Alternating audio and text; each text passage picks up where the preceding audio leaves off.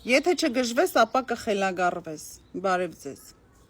Ալբերտին բոլորդ հիշում եք, նկարները կթողնեմ ներքևում։ Երկիրը լքելով 1 շաբաթ ընդամենը ժամանակ են տվել։ Գտնվում է Դեգենդորֆի տարածքում։ Ինքս եմ խոսել Կարիտասի տված փաստաբանի,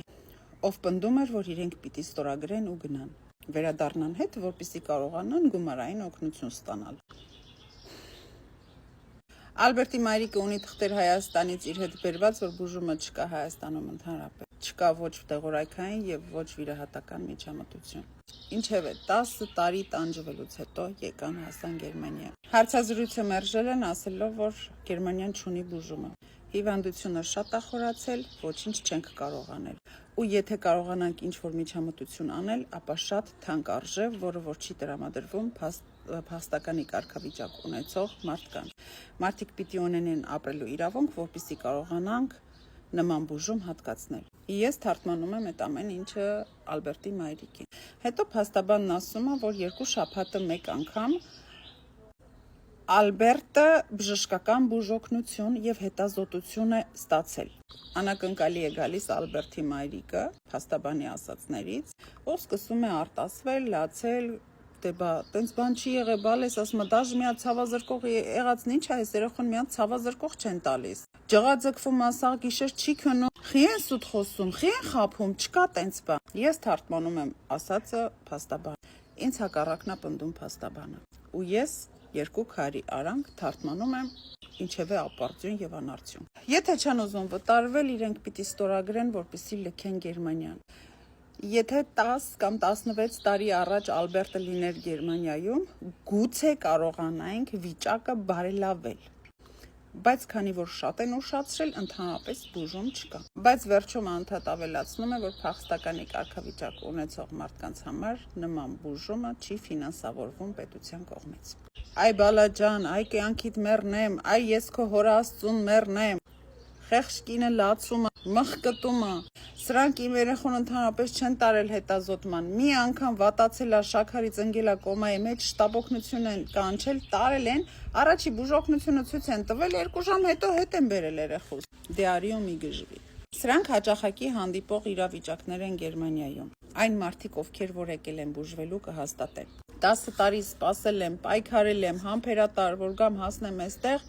գոնե ուսումնասիրած լինեին, գոնե հետազոտած լինեին, կամ գոնե երեխայի գլուխը նկարած լինեին, որ ես ինքս էլ համոզվեմ, այո, ստուգել են, համոզվեմ, ստորագրեմ ու գնամ։ Եթե չկա բուժում, ես ինքս չեմ մնա այստեղ, ես կգնամ հետ Հայաստան։ Բայց ախր ոչ մի բան չեն արել, բալաջան։ Ալբերտի վիճակը ավելի է սրվել, Ալբերտը չի ուտում հատ, ջուր չի խմում, ամբողջ մարմինը ջղաձգվում է։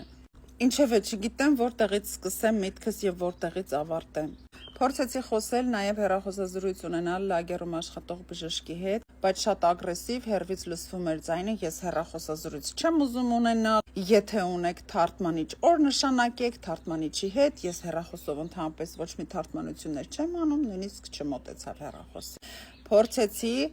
տարածքում գտնվող պահակին ամեն ինչ ասել ու խնդրեցի, որպեսզի խոսքը փոխանցի բժշկին։ Մեզ հարկավոր է ուղեգիր, որպեսզի բժիշկը Ալբերտի հիվանդությունը տեսնելով հանդերձ ուղեգիր ուղարկի։ Չեն անում այդ ամեն ինչը պատճառաբանելով, որ բժշկական ապահովություն չկա։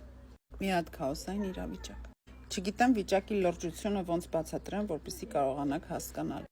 Ինչևէ, բողոքարկումը արված է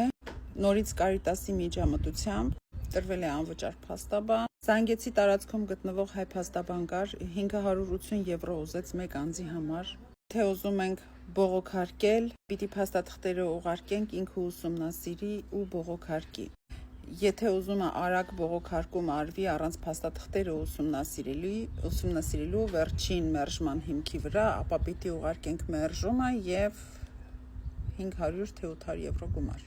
Գումար չունեն մարդիկ իհարկե, որպեսզի կարողանան վճարել ու փաստաբան վերցնել։ Սիրելի Դեգենդորֆում գտնվող հայություն,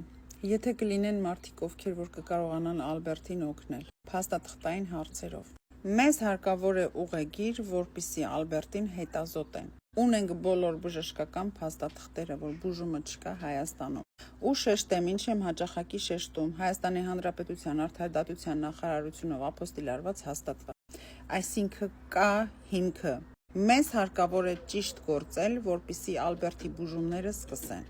Խնդրում եմ ուղղակի բարի մարդիկ, մատերի արանքով մի նայեք, եթե կկարողանաք օգնել, խնդրում եմ։ Գրեք վիդեոյից տակ, ես կփոխանակեմ հեռախոսահամարը ձեզ հետ, կապի դուրս կգանք, ես այստեղից ինչով կարողացա կօգնեմ։ Իմ միակ խնդիրը, որ ես շատ հեռու եմ ու ոչ բժիշկները, ոչ էլ միգրացիայի աշխատողները չեն ցանկանում հեռախոսով թարգմանություններ անել։ Դուք չեք պատկերացնի, 74 տարեկան է Ալբերտի մայրիկը, հեռախոսի միկրոֆոնը միացնում է, ես այստեղից բարձր խոսում եմ, խնդրում եմ, մի 2 րոպե տրամադրեք ինձ, ես կթարգմանեմ, ես իրավիճակը գերմաներենով կբացատրեմ։ Իգնոր են անում։ Խեղճ կինը ռուսերեն խոսել չգիտի։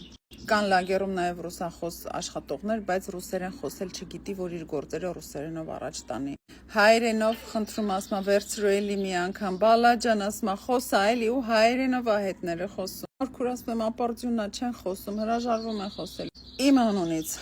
Ալբերտի անունից, Ալբերտի մայրիկի անունից խնդրում եմ, եթե գտնվում եք տարածքում օգնեք։